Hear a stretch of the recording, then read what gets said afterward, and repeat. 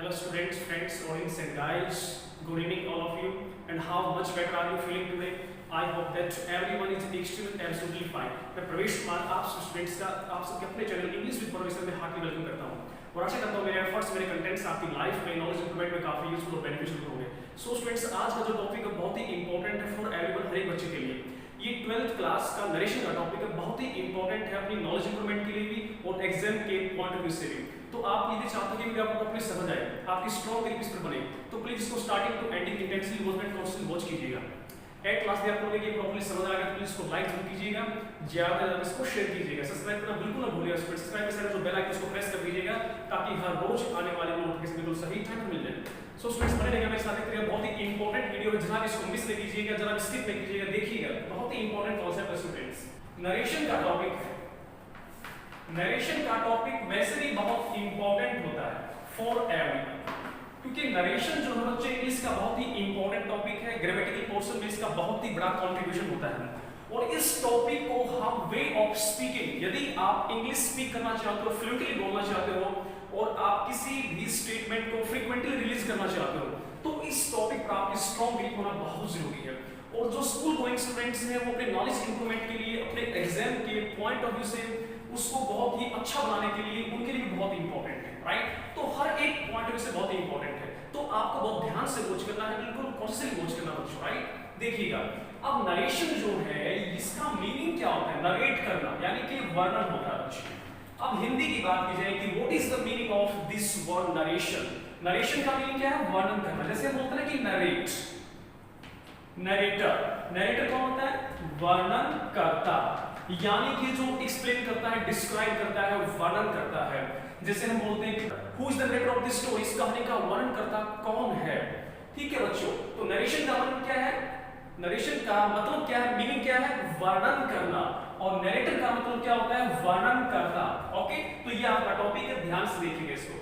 तो अब इसमें सबसे इंपॉर्टेंट चीज क्या है वो आपको नोटिस करनी है कि नरेशन को हम कैसे समझे, यानी कि किसी भी स्टेटमेंट को रिलीज करने के दो ही तरीके होते हैं। There are two ways of reporting the words spoken by that person. किसी व्यक्ति के द्वारा बोले गए शब्दों को रिलीज करने का दो ही तरीका होता है। एक उनको डायरेक्टली बोल दिया जाए, जिसको बोलते हैं डायरेक्ट नरेशन या डायरेक्ट स्पीच। एक उसको इनडायरेक्टली बोला जाता है, यानी किसी के माध्यम से।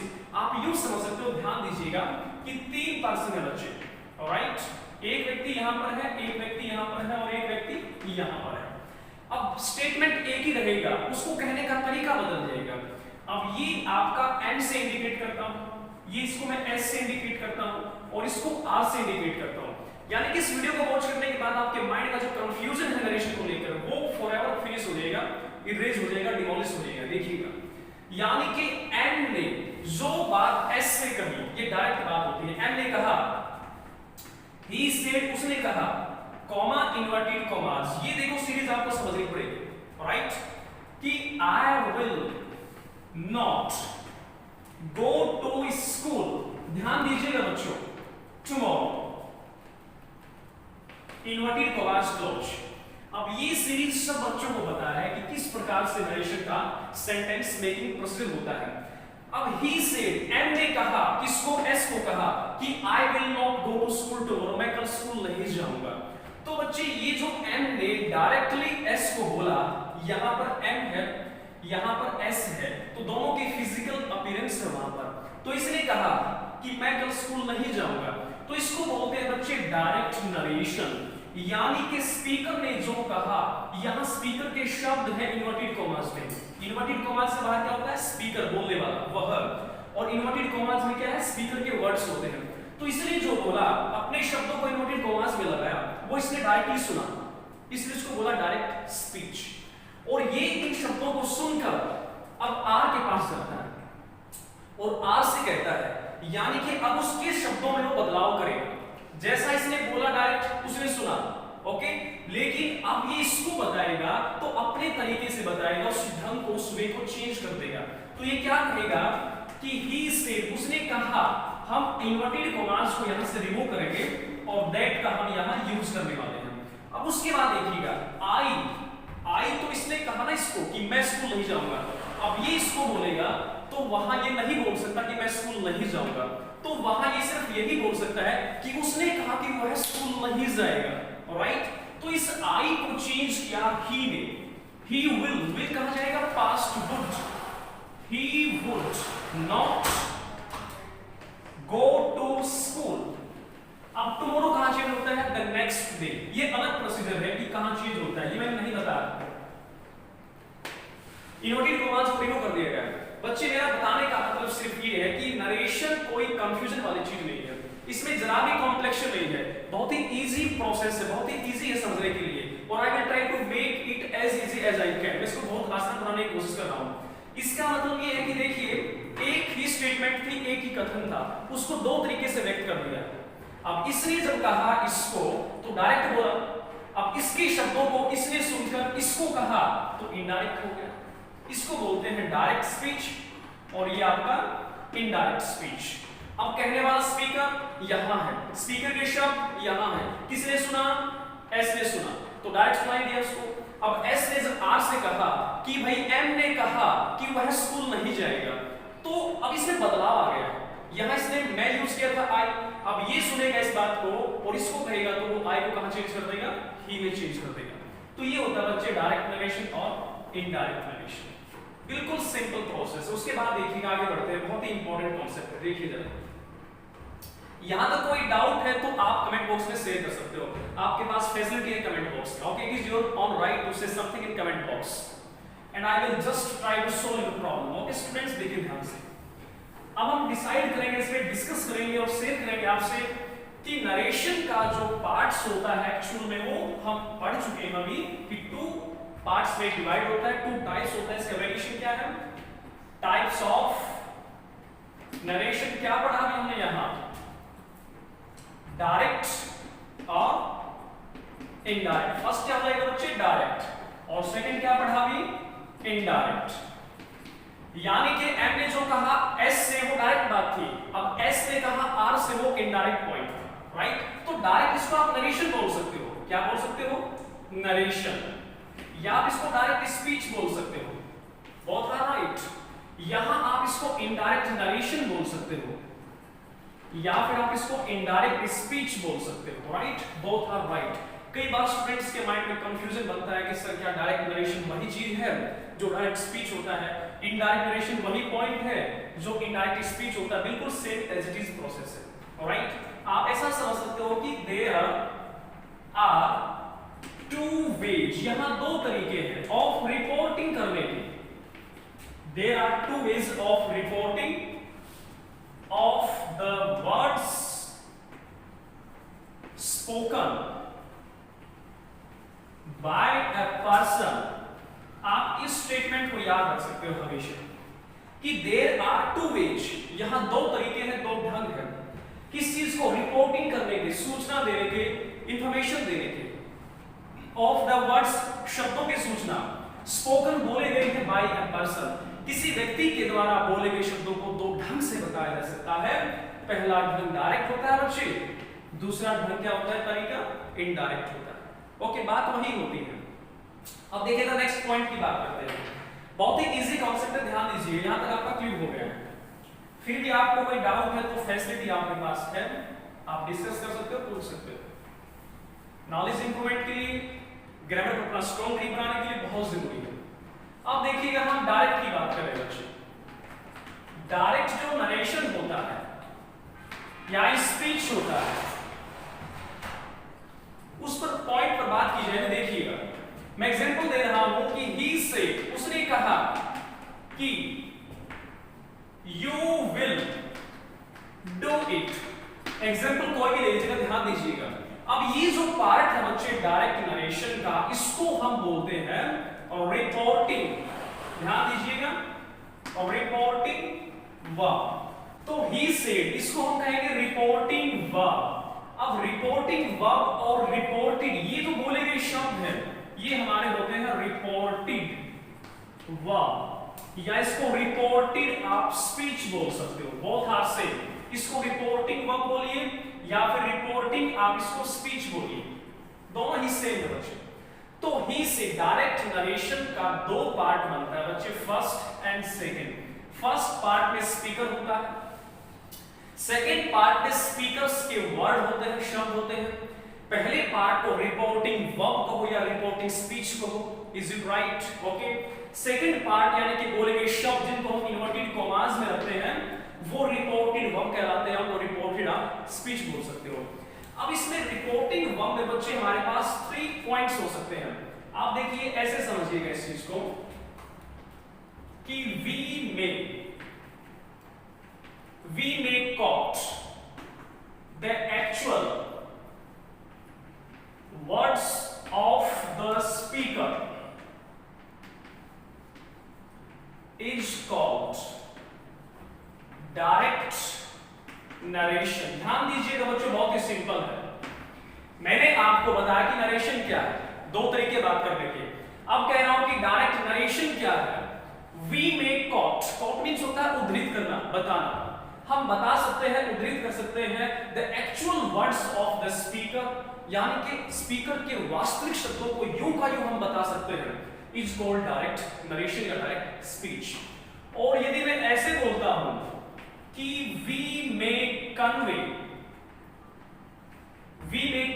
the meaning or sense of the speaker, ध्यान दीजिएगा बहुत ही इंपॉर्टेंट है, without using the actual words of the speaker is called indirect narration. ध्यान दीजिएगा बच्चों, बहुत ही सिंपल है। ये मैं आपको थ्योरेटिकली क्यों बता रहा हूं कि आपका डाउट क्लियर हो जाए। We may quote, we may say, we may convey, जो भी आप समझ सकते हो, the actual words of the speaker is called direct narration। direct narration क्या है? जब हम वक्ता के स्पीकर के द्वारा बोले गए शब्द को यूं का यूं समझ लेते हैं तो वो हमारा होता है डायरेक्ट नरेशन। सेकेंड में बोला गया कि we may convey the meaning or sense of the speaker without using the actual words of the speaker। जब हम वक्ता के बोले गए शब्दों को यूं का यूं प्रयोग ना करके उनमें फेर बदल कर हम बताते हैं।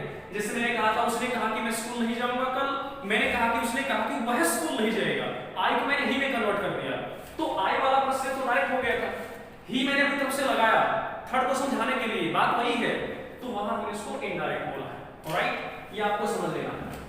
तो डायरेक्ट नरेशन का मैंने एग्जांपल आपको दिया है, ये हमारा रिपोर्टिंग वर्ब है, ये हमारा रिपोर्टेड वर्ब है, इसको रिपोर्टिंग स्पीच भी बोल सकते हो, इसको रिपोर्टेड स्पीच बोल सकते हो। डायरेक्ट नरेशन का डेफिनेशन क्या होता है, वो ये है, बगैर शब्दों को बदले यूं का यूं बता देना। इनडायरेक्ट क्या होता है, शब्दों में चेंज कर दूसरे को समझाना। ओके, अब ध्यान दीजिएगा, फटाफट से फोकस कीजिएगा, मैं इसको रेज कर रहा हूं। If you want screenshot please take it now. यदि स्क्रीनशॉट लेना चाहते हो तो आप ले सकते हो स्टूडेंट्स, या आपकी डिजायर पर डिपेंड करता है। ओके, देखिएगा आगे, बहुत ही इंपॉर्टेंट कॉन्सेप्ट है, फोकस रखिएगा, जरा भी इस वीडियो को स्किप न कीजिएगा। आपकी इंपॉर्टेंस नॉलेज बढ़ाने के लिए जो भी इंपॉर्टेंट चीजें होती हैं वो मैं शेयर कर रहा हूं, और ये सब चीजें आपकी इंटेंशन पर डिपेंड करता है बच्चों, इंटेंशनली वॉच करना है। जैसे मैंने कहा, ध्यान दीजिएगा, he said to me, मैं आपको एक बहुत इंपॉर्टेंट बात बताने वाला हूं सेंटेंस के अंदर। he said to me कि I am going to school, inverted commas. अब मैंने आपसे कहा था कि बच्चों ये हमारा क्या है, डायरेक्ट नरेशन। पहचान क्या है डायरेक्ट नरेशन का, कॉमा इन्वर्टेड कॉमास आपको मिलेगा। ओके, ये हमारा क्या है, स्पीकर,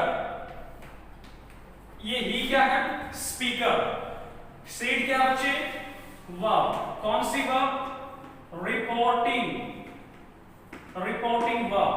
टू मी क्या है, ऑब्जेक्ट। आप यूं समझ सकते हो कि the outside part of the inverted commas, the outside part of the inverted commas is called reporting verb or reporting speech.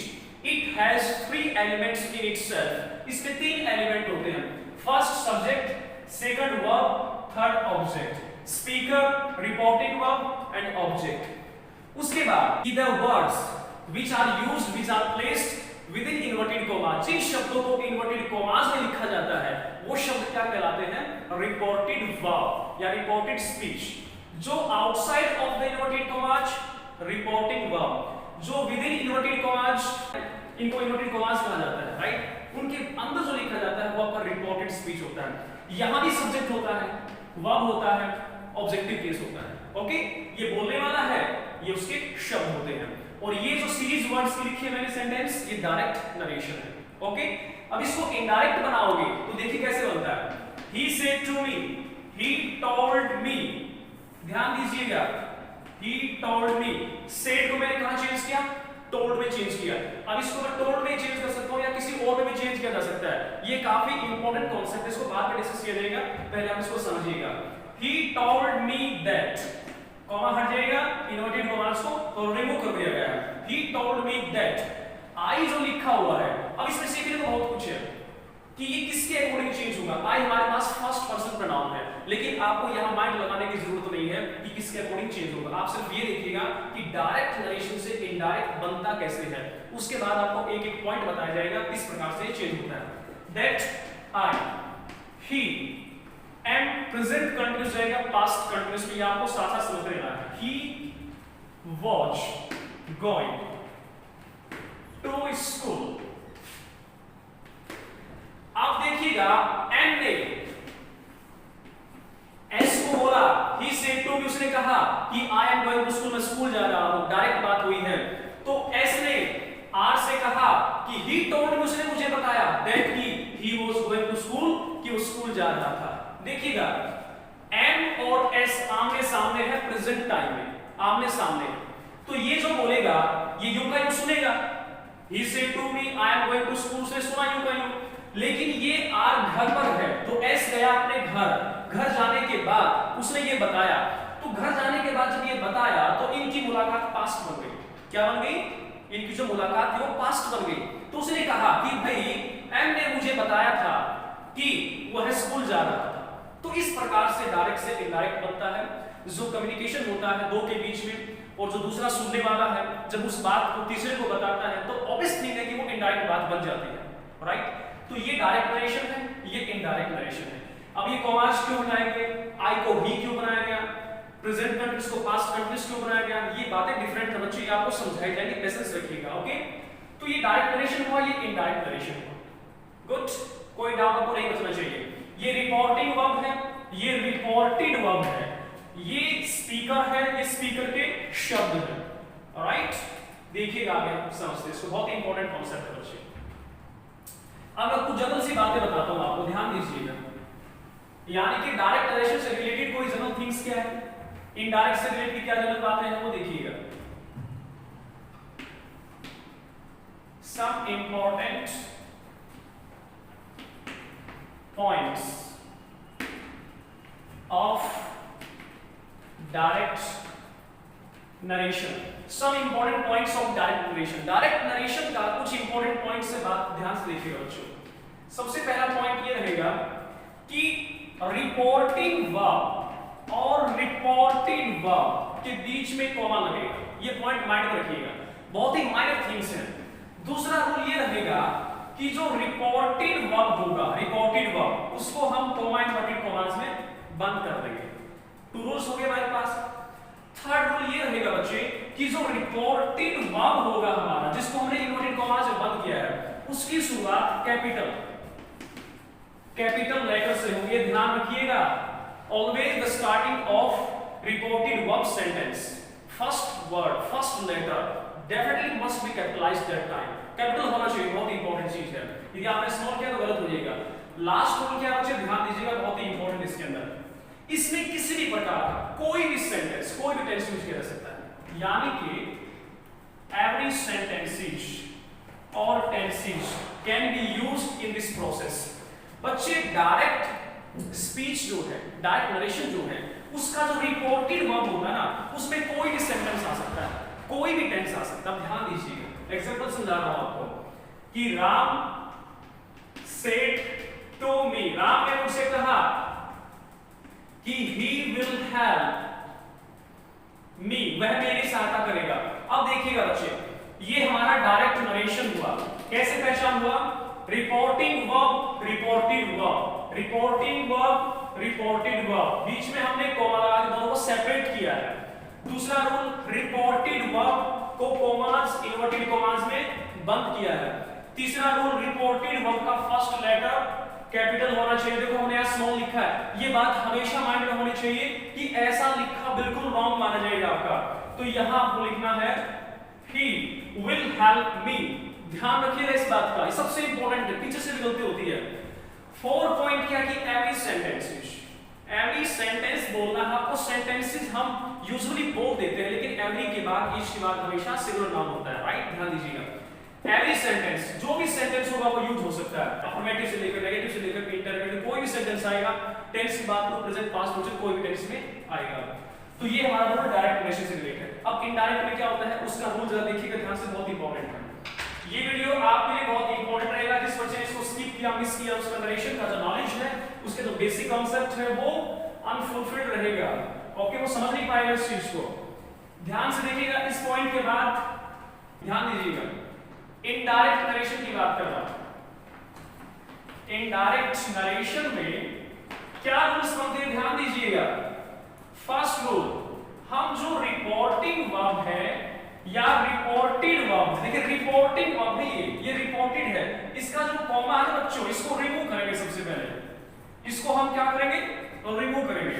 Second चीज क्या है, इन्वर्टेड कॉमा जो होते हैं उनको रिमूव किया जाएगा। रिमूव करने के बाद दैट का हम प्रयोग करते हैं। Reporting verb, reported verb, comma को रिमूव किया जाएगा, दैट का यूज किया जाएगा, इन्वर्टेड कॉमास रिमूव कर दिए जाएंगे। नेक्स्ट रूल ये रहेगा कि जो रिपोर्टिंग वर्ब है उसका टेंस बच्चे कभी नहीं बदलेगा। रिपोर्टिंग वर्ब का टेंस कभी नहीं बदलेगा। जैसे मैंने कहा कि he said to me, उसने मुझसे कहा कि he will do it, वह इस काम को करेगा। he said to me को हम बच्चे he told भी बना सकते हैं। said भी सेकंड फॉर्म हुआ, told भी सेकंड फॉर्म हुआ, तो the tense of reporting verb can never be changed, कभी नहीं बदला जा सकता बच्चे। रिपोर्टिंग वर्ब का टेंस नहीं बदलेगा। said सेकंड फॉर्म है, told सेकंड फॉर्म वही रहेगा। उसके बाद की बात की जाए तो ध्यान दीजिएगा, जो रिपोर्टेड वर्ब है, रिपोर्टेड वर्ब, उसका जो सेंटेंस होगा उसको हम असर्टिव बना देंगे। असर्टिव सेंटेंस, असर्टिव सेंटेंस का मतलब क्या है बच्चे, या तो अफर्मेटिव बनेगा या फिर नेगेटिव बनेगा। तीसरा कोई टाइप नहीं होगा आपके सेंटेंस का।